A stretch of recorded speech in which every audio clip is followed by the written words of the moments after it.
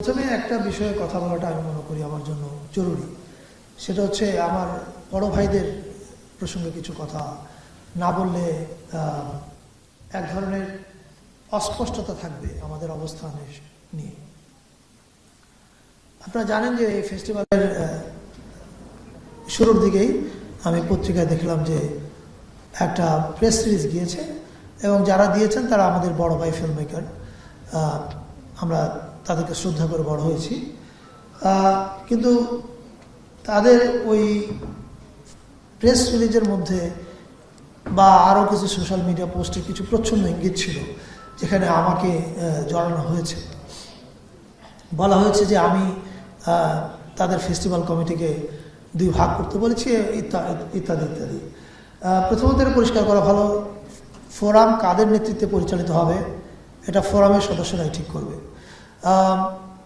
আমি কখনোই ফোরামের সদস্য ছিলাম না, এখনও না, কিন্তু অবশ্যই আমরা একই সঙ্গে বড় হয়েছি এই দেশে, এই শাহবাগে। এবং এই কথা বলার মাধ্যমে আমার বড় ভাইয়েরা ফোরামের তরুণদেরও কতটা শ্রদ্ধা জানালেন আমি ঠিক বুঝতে পারলাম না। আমি ফোরামের তরুণদেরকে নিশ্চয়ই এরকম মানুষ মনে করি না। আমি মনে করি দে আর থিঙ্কিং অ্যানিমালস। তারা জানেন যে কোনটা তাদের করা উচিত এবং কোনটা তাদের করা উচিত না। আরেকজনের কথা শুনে তারা কিছু করবেন এটা আমি বিশ্বাস করি না। এখানে কয়েকটা কথা না বললে পরিষ্কার হচ্ছে না। সেটা হচ্ছে 24-এ বাংলাদেশে একটা বড় ঘটনা ঘটেছে, এটা আমরা সবাই জানি। এখন ফিল্ম মেকার যদি আর্টিস্ট হন, আর্টিস্টের কাজ কিন্তু তার সময়টাকে পাঠ করতে পারা, যে আমি কোন সময় বসে আছি, এই সময়ের বেদনাটা কী, এই সময়ের ক্ষোভটা কী। আমরা যে সবসময় সঠিকভাবে এটা পাঠ করতে পারি তা না, কখনো শিল্পী হিসাবে আমরা বুঝতে অক্ষম হই। কিন্তু 24-এর ঘটনাটা এমন ছিল, এটা বুঝতে অক্ষম ছিলেন আমাদের বড় ভাই ফিল্ম মেকাররা বা সাংস্কৃতিক অঙ্গনের নেতৃত্বরা। এটা আমি বিশ্বাস করতে চাই না। যদি তারা এটা বুঝতে অক্ষম হন তাহলে তাদের আর্টিস্টিক ইন্টিগ্রিটি নিয়ে কোয়েশ্চেন আসবে। আমি মনে করি ব্যাপারটা তারা বুঝতে পারেননি তা না, আমার মনে হয় তারা এক ধরনের যে ইঙ্গিতটা করছিলেন ভাই, যে এক ধরনের বায়াস দ্বারা ওনারা আক্রান্ত ছিলেন এবং এখনও আছেন। দেখেন, আমরা একই সময় বড় হয়েছি এই শাহবাগে। আমরা জানতাম আমাদের কোন বড় ভাইরা প্রচ্ছন্নভাবে আওয়ামী লীগ সমর্থন করে, কোন বড় ভাইরা আওয়ামী লীগ সমর্থন করে না, এবং আমাদের মধ্যেও কেউ আওয়ামী লীগ সমর্থন করে, আমরা কেউ করি না। এটা আমাদের বন্ধু মহলে সবাই জানতো, এটা লুকো ছাপার কোনো ব্যাপার ছিল না। এবং এসব নিয়ে আমরা পাশাপাশি একটা দেশেই থাকতাম, একসাথে বড় হয়েছি। কিন্তু গত 15 বছরে হাসিনা পাশাপাশি বড় হওয়ার রাস্তাটা তো আর রাখেননি। আপনি বছরের পর বছর সিস্টেমেটিক্যালি মানুষ গুম করেছেন, কেউ কথা বললে তাকে দেশ ছাড়া করেছেন। এমনকি আপনাদের অনুগত প্রধান বিচারপতিকেও আপনারা দেশ ছাড়া করতে দ্বিধা করেননি। আপনার বিরোধী মত যে থাকুক, ইলিয়াস আলী হতে শুরু করে আমাদের বন্ধু সাজিদুর রহমান সুমন পর্যন্ত, যেই আপনার বিরুদ্ধে কথা বলেছে আপনি তাকে গুম করেছেন। একটা গুম মানে কিন্তু 10 কোটি লোককে ঠান্ডা করে দেয়, মানে ওই 10 কোটি আমরা গুমের আতঙ্কে আছি। এরকম একটা অবস্থার মধ্যে আমরা কাটিয়েছি 15টা বছর, এবং কাটানোর পরে একটা জুলাই এসছে। এর আগে যতবার বিএনপি আন্দোলন করেছে, আপনারা বিএনপির আন্দোলনে আপনাদের একটা জুজুর ভয় ছিল, যে জুজু আপনাদেরকে, এটাও একটা কালচারাল ডিসকোর্সের ব্যাপার, এটাতে আমি একটু পরে আসবো। এটা নিয়েও আমরা কিছু কাজ করছি, সেটা একটু পরে বলবো। এখানে সলিম ভাই আছে, উনিও আমরা ওনার এই বিষয়ে মতামত নিব। এখন কালচারাল ডিসকোর্সের আগে 24 যখন আসলো, 1 জুলাইতে এখন পর্যন্ত জানা গেছে 1500-এর উপর মানুষ খুন করা হয়েছে, পাখির মতো মানুষকে গুলি করে করে মেরে ফেলা হয়েছে। এই ঘটনাগুলো যখন ঘটেছে, আমার বড় ভাইয়েরা যারা শিল্পী তারা কি করে চুপ থাকে? That is my question. আমি এই ঘটনা যখন ঘটে, আপনারা জানেন আমি অসুস্থ ছিলাম জানুয়ারি থেকেই। ওই সময় আমি চিকিৎসার জন্য অস্ট্রেলিয়াতে ছিলাম। 16 তারিখে আমি একটা 16 বা 17, আমার এক্সাক্ট মনে নাই, একটা ছবি দেখে যে 2টা মেয়ে দাঁড়িয়ে আছে আর ছাত্রলীগের একটা ছেলে তাদের দুজনকে পেটাচ্ছে এবং মুখটা ছিল রক্তাক্ত। এবং এই ছবির কথা আপনাদের সবারই মনে থাকবে। এটা ওই সময় সারা বাংলাদেশের মানুষকে মানুষ খুবই ফেটে পড়েছিল এই ছবিটা দেখে।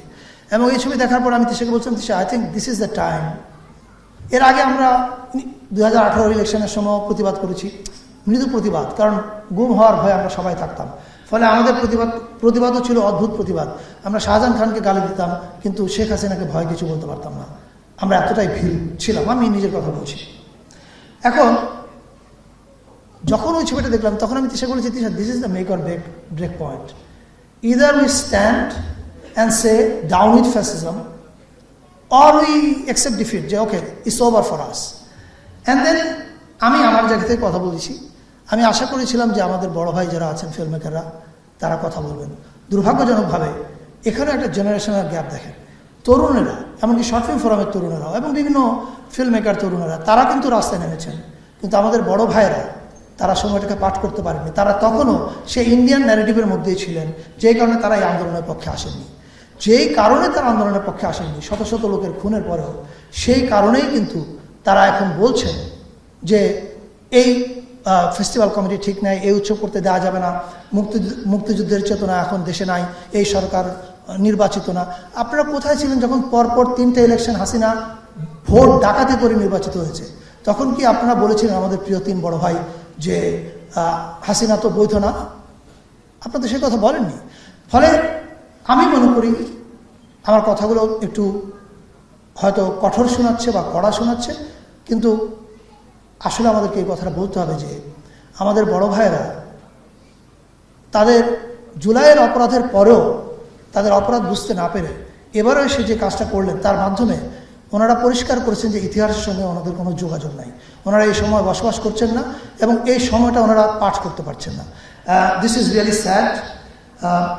আর্টিস্ট, উনি যদিও বলেছিলেন হিটলারের কথা, হিটলারের সময় কেউ সমর্থন করতে পারে, আমরা এত বছর পরে এসে এখন আমাদের শেখা উচিত।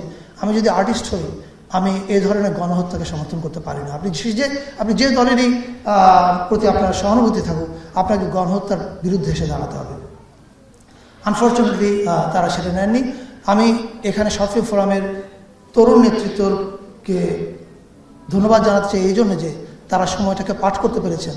তারাও যদি সময়টা পাঠ না করতে পারতেন তাহলে হয়তো এই সংগঠনটাই অবসলিট হয়ে যেত। কারণ অ্যাজ আই সেড, আপনি যদি সময়টাকে পড়তে না পারেন, সময় তার মতো চলে যাবে, আপনি হয়তো অপূর্ণ হয়ে বসে থাকবেন। এবার আমি দ্বিতীয় একটা প্রসঙ্গে যেতে চাই, সেটা হচ্ছে যে ডিসকোর্স, দ্য কালচারাল ডিসকোর্স।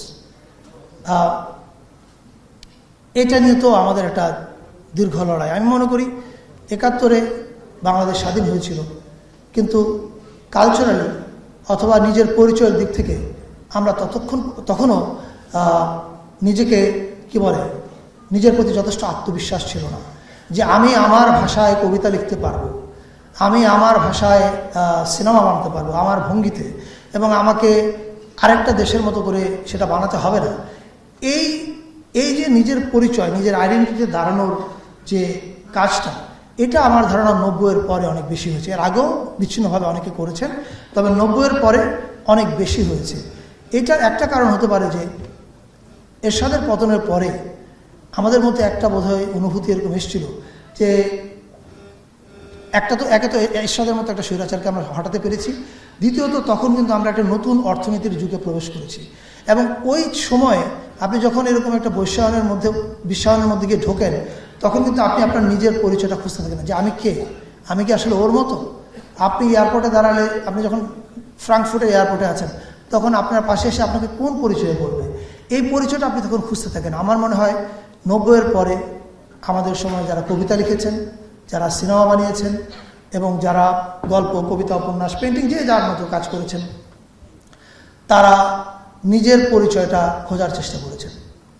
এই যে নিজের পরিচয় যারাই খুঁজতে গিয়েছেন, তারা প্রত্যেকেই কিন্তু আমাদের কালচারাল এস্টাবলিশমেন্টের গালিগালাজের শিকার হয়েছেন। আমি নিজে একজন ভাষা সন্ত্রাসী হিসেবে পরিচিত। এর কারণ হচ্ছে আমি কেন কলকাতায় উত্তম সুচিত্রা যে ভাষায় প্রেম করে, কেন আমার সিনেমায় বা আমার টেলিভিশনের কাজে সে ভাষায় প্রেম করছে না, কেন আমাদের ছেলেটা ঢাকা ইউনিভার্সিটি যে ভাষায় প্রেম করছে সে ভাষায় প্রেম করে। এই সংকটটা তখন তারা যেভাবে চিৎকার করেছিল, আমি জানি না আপনাদের অনেকের মনে থাকতে পারে, প্রথম আলোতে 1 মাস ব্যাপী ওখানে আমার শ্রদ্ধেয় প্রিয় আব্দুল আবু সাইদ স্যার, আরও অনেকেই এই আলোচনা এবং এই তর্ক বিতর্কে যুক্ত হয়েছিলেন। উপসম্পাদকীয় পাতায় লেখা হতো, একদিন আমাদেরকে গালি দিয়ে একদিন আমাদের পক্ষে, এই যুদ্ধ চলছিল। এটা প্রায় 1 মাসের মতো চলেছিল। আমি তখন চিন্তা করতাম, আচ্ছা আমার ফিল্ম এবং টেলিভিশনে একটা ক্যারেক্টার কি ভাষায় কথা বলছে, এটা নিয়ে এত শঙ্কায় কেন ভুগছে আমাদের কালচারাল এস্টাবলিশমেন্ট, মানে একটা জাতীয় দৈনিকের পোস্ট এডিটোরিয়াল কেন লিখতে হচ্ছে, এটা যে কেন লিখতে হচ্ছে এর মধ্যে কিন্তু ওই কালচারাল ডিসকোর্সের প্রসঙ্গটা আছে। আমাদের যে কালচারাল ডিসকোর্স, সেই ডিসকোর্সটা আসলে আমরা সবাই জানি যে কলকাতার হেজিমনির উপর আমরা মানে বসে আছি। ফলে এই হেজিমনি যেটা যেতে ভেঙে যায়, ভাষাতে ভেঙে যেতে পারে, যার মাধ্যমে ভাঙবে তাকে শত্রু মনে করতে হবে। এটা ভাঙার আরেকটা জায়গা আছে, সেটা হচ্ছে ইসলাম ধর্ম। ইসলাম কোয়েশ্চেনটা কীভাবে আমরা ডিল করব, এটা আমাদের বড় ভাইদের মধ্যে খুব অল্প সংখ্যক মানুষকে আমি দেখেছি খোলা এবং পরিষ্কার ধারণা আছে। আমাদের মুরব্বী আহমদ সাফা, ফরাদ মহজার, সলিমুল্লাহ খান, তারেক মাসুদ, এরকম আরও অনেকের নাম বলা যায়, যারা এই বিষয়টা সম্বন্ধে ওয়াকিবহাল ছিলেন যে how to deal with this question. এবং আমরা তো কেউ মুসলমান ছিলাম না, আমরা কেন মুসলমান হলাম, কোত্থেকে হলাম, এটার পিছনে পলিটিক্যাল কারণ কী ছিল, রিলিজিয়াস কারণ কী ছিল, এই কোয়েশ্চেনগুলো কিন্তু আমাদেরকে বারবার করা উচিত ছিল আমাদের, কিন্তু আমরা কখনো করিনি। কারণ আমরা এটা করতে গেলে ভয় পেতাম, এটা করতে গেলে যদি আমি আনস্মার্ট হয়ে যাই, আমি যদি সো কল্ড কোট আনকোট খ্যাত হয়ে যাই, এবং আমি যদি যথেষ্ট সাংস্কৃতিক হিসেবে পরিচিত না হই। আমি বড় হয়েছি রাখালপাড়ায়, সো রাখালপাড়া থেকে আমি যখন শাহবাগ এসে উঠলাম, উঠে দেখলাম যে এখানে ঈদ যখন আসে, ঈদ নিয়ে বেশি কথা বলা যায় না, বললে এটা একটু আনস্মার্টনেস। শবে বরাত আনস্মার্ট, কিন্তু পূজা, যে কোনো পূজা, সরস্বতী পূজা, সেখানে আমরা সবাই যেতে পারছি, বড়দিনে যেতে পারছি, সেটাতে আবার আমাদের সংস্কৃতি কর্মীরা নিজেদেরকে আনস্মার্ট ভাবেন না। এই যে যাহা কিছু ইসলামের বাইরের, তাহাকে আমরা বাঙালি সংস্কৃতি হিসাবে গ্রহণ করিতে পারিব, কিন্তু যাহার সঙ্গে ইসলামের সংস্পর্শ রহিয়াছে উহাকে গ্রহণ করা যাইবে না। এটাই হচ্ছে আমি মনে করি একটা বড় কালচারাল ডিসকোর্সের বিপদ। এবং এই বিপদটাই আমি মনে করি, এই বিপদের ফলাফল হচ্ছে 24। আমরা অনেক দিন আমাদের সমাজে যে এটা নিয়ে ক্ষোভ আছে, এই ক্ষোভটাকে কার্পেটের নিচে ঢেকে রেখেছিলাম। আমরা ভেবেছিলাম সংস্কৃতি এবং মুক্তিযুদ্ধের চাদরে এটাকে আমরা সাকসেসফুলি কবর দিতে পেরেছি, কিন্তু এটা আসলে কবর দেওয়া যায়নি। এটা কবর দেওয়া যায়নি, তার প্রমাণ এই 24-এর দিকে যদি আপনি তাকান, 24 কেবলমাত্র ফ্যাসিস্ট হাসিনার বিরুদ্ধে ছিল না। আমরা আগে অনেক কথা খোলাখুলি বলতে পারতাম না, এখন বলতে পারি। 24 স্পষ্টতই ভারতের বিরুদ্ধে একটা জবাব ছিল বাংলাদেশের মানুষের।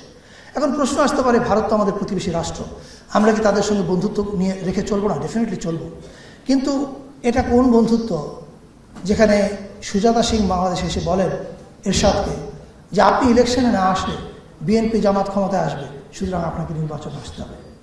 আমাদের দেশ থেকে কেউ গিয়ে কি ওখানে বলতে পেরেছে যে হ্যালো কংগ্রেস, তোমরা সব পার্টি যদি এক না হও তাহলে সাম্প্রদায়িক বিজেপি ক্ষমতায় আসবে? You see the difference. এই যে সংকটগুলো, এগুলো মানুষের মনের মধ্যে কিন্তু লেগেছে। তারপরে আব্দুল মোমেন, আর আবুল মোমেন, আমি নামটা ভুল বলছি হয়তো, মোমেন সাহেব পররাষ্ট্রমন্ত্রী ছিলেন, উনি এসে বলেছিলেন আমি মোদী সাহেবকে বলে এসেছি আমাদেরকে যেন আবার ক্ষমতা রাখে। ফলে বাংলাদেশের মানুষ, আপনারা সাংস্কৃতিক অঙ্গনে বসে যেই ধোঁয়ায় তোলেন, বাংলাদেশের মানুষ পরিষ্কার জানতো দেশটা ভারত চালাচ্ছে, and that is a problem. আপনি মুক্তিযুদ্ধের চেতনার কথা বলবেন, স্বাধীনতার চেতনার কথা বলবেন, হোয়াট ইজ স্বাধীনতার চেতনা যদি আপনার দেশ আপনি নিজে চালাতে না পারেন? সো এই প্রশ্নগুলো কিন্তু একই সঙ্গে কালচারাল, এবং এই কালচারাল প্রশ্নের আপনি রাজনৈতিক যে বহিঃপ্রকাশ সেটা দেখেছেন 24-এ এসে, এবং এটা একটা রাজনৈতিক প্রাথমিক লক্ষ্য অর্জিত হয়েছে যে ফ্যাসিস্ট এবং এই যে ইন্ডিয়ান হেজিমনি, এটার বিরুদ্ধে বাংলাদেশের মানুষ তার অবস্থান পরিষ্কার করেছে।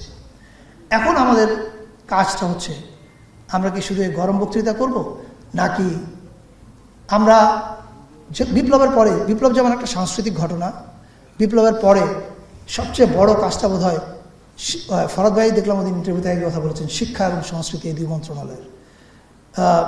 কারণ আপনি কিভাবে এই কালচারাল ব্রিজটা তৈরি করবেন? সো কল্ড বাঙালি সংস্কৃতির যারা পৃষ্ঠপোষক ছিলেন, তারা যেমন আমাদের সমাজের একটা বৃহৎ গোষ্ঠীকে মাইনাস করেছেন, করে ভেবেছেন, এখন যেন আবার আমাদের ওই বৃহৎ গোষ্ঠীটা একই ভুল না করেন, এটাও আমাদেরকে কালচারালি হিল করতে হবে। We have to go through a cultural healing process. এখন এই হিলিং প্রসেসটা করার প্রথম কাজটা কি? এটা অ্যাপারেন্টলি মনে হতে পারে ম্যানিফেস্টোতে কি যায় আসে। আমাদের সাংস্কৃতিক নীতিমালাটা খুবই গোলমেলে। এটার প্রাথমিক কাজে আমরা হাত দিয়েছি। এরপরে আমরা আমাদের ইম্পর্টেন্ট স্টেক হোল্ডার এবং ইম্পর্টেন্ট থিঙ্কার্স যারা আছেন, এখানে সলিম ভাই আছেন, উনি বা আরও যারা আছেন আমাদের দেশে, ওনাদের সবার সঙ্গে আমাদের এটা নিয়ে বসতে হবে। গোলমালটা আসে যায় এই কারণে, দেখেন নীতিমালা লেখা আছে বাঙালি সংস্কৃতি বিকাশ এবং প্রসারে কাজ করবে সংস্কৃতি মন্ত্রণালয়। এখন এটার মাধ্যমে আসলে স্পষ্ট বলে দেওয়া হয়, মানে লেখা আছে বাঙালি সংস্কৃতি, কিন্তু আপনি খেয়াল করে দেখবেন যে সেহরি, এটা কিন্তু আমাদের একটা বিগ কালচারাল ইভেন্ট, রাইট? আপনি সেহরি নিয়ে বাংলাদেশের কোনো অনুষ্ঠান নেই, কারণ এটা আনস্মার্ট। আপনি মানে ওই যে সেহরির সময় যে ডেকে ডেকে মানুষকে ঘুম থেকে তোলে, ইটস এ বিগ কালচার, কিন্তু আপনি এটা নিয়ে কোনো উৎসব বাংলাদেশে দেখবেন না। এমনকি আপনি বৌদ্ধ পূর্ণিমা নিয়েও সংস্কৃতি মন্ত্রণালয়কে কিছু করতে দেখবেন না, কারণ আমরা ধরে নিয়েছি যে আমাদের জীবনের এই যে অংশগুলো, এগুলো আমার সংস্কৃতির অংশ না। And that is a problem. এগুলো যে আমার সংস্কৃতির অংশ না, এর কারণ ওই মূল মন্ত্র ওখানে আছে, বাঙালি সংস্কৃতি। অর্থাৎ তারা ধরে নিয়েছে এটা বাঙালি সংস্কৃতির অংশ না। তারা যে ধরে নিয়েছে, এর একটা প্র্যাকটিক্যাল উদাহরণ দিই। ৭১ টিভিতে আমার একজন প্রিয় রবীন্দ্রসঙ্গীত শিল্পী, উনি অসাধারণ গান গায়। উনি একটা অনুষ্ঠানে বলেছিলেন, এটা কোন কালচার শুরু হয়েছে বাংলাদেশে? রাস্তায় বের হলে দেখি খালি বোরখা, এটা তো বাঙালি সংস্কৃতি না। এখন আমার প্রশ্ন হচ্ছে, যেটা আরব থেকে এসছে আপনি সেটাকে গ্রহণ করতে রাজি না, এখন তাহলে তো ওয়েস্ট থেকে যে প্যান্ট শার্ট এসছে সেটার বিরুদ্ধে আপনি কথা বললেন না কেন? বা আমরা যখন এর আগে কোনো পোশাকে পরতাম না, তারপরে তো আস্তে আস্তে কিছু পোশাক তুললাম, তাহলে আপনি কোন জায়গাটা সেট করবেন যে ওর পরে যা আসছে এটা আর নেব না? That is a problem. আপনি যখন এই কথাটা বলছেন, আপনার কথার ভিতরের বিটুইন দ্য লাইনটা কিন্তু সবাই পড়ে ফেলতে পারছে। And that between the line is, আমি ইসলামী সংস্কৃতির কোনো কিছু গ্রহণ করতে রাজি না। I am not willing to accept it, and that is a problem. এইটা দুই পক্ষ থেকে কিন্তু হয়েছে, আমি শুধু এক পক্ষের কথা বলছি না, দুই পক্ষ থেকে হয়েছে। এইটাকে মিটিগেট করার জন্য সংস্কৃতি মন্ত্রণালয় যে কাজগুলো করবে, যে কালচারাল এফোর্টগুলো নিবে, সেটা নেওয়ার জন্য আমার নীতিমালা চেঞ্জ না করলে আমার পক্ষে ওই এফোর্ট নেওয়া সম্ভব না। সো এটা নিয়ে আমরা প্রাথমিক কাজ করছি। দ্বিতীয় কাজ হচ্ছে এই যে আমরা 6 মাসের একটা শর্ট লক্ষ্য নিয়েছি, যে এই 6 মাসে আমরা কি করব।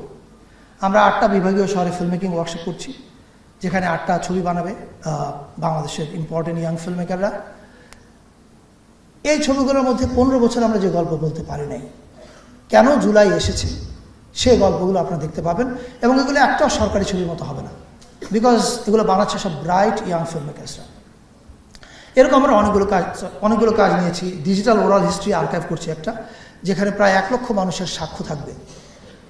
মানে আমি কিছুদিন আগে 8 মিনিট একটা ভিডিও বানিয়েছিলাম, আপনারা অনেকে হয়তো দেখে থাকবেন, যেখানে আনাসের মা, যে বাচ্চা ছেলেটা চিঠি লিখে চলে যায়, ওর মা বলছিল যে গুলিটা লাগছে আমার ছেলের বুকে আর ছিদ্রটা হয়েছে আমার কলিজায়। তো এই শুটিংয়ের সময় আমি যখন ওদের কথাগুলো শুনছিলাম, and I was crying like a baby. এবং তখন আমার কাছে মনে হলো, এরকম যদি 1 লাখ মানুষ তার অভিজ্ঞতাটা বলে, এটা এত বড় এক দেয়াল হবে, এই দেয়াল পার হয়ে কোনো ফ্যাসিস্ট আর বাংলাদেশে আসবে না। No one will try to become a fascist again.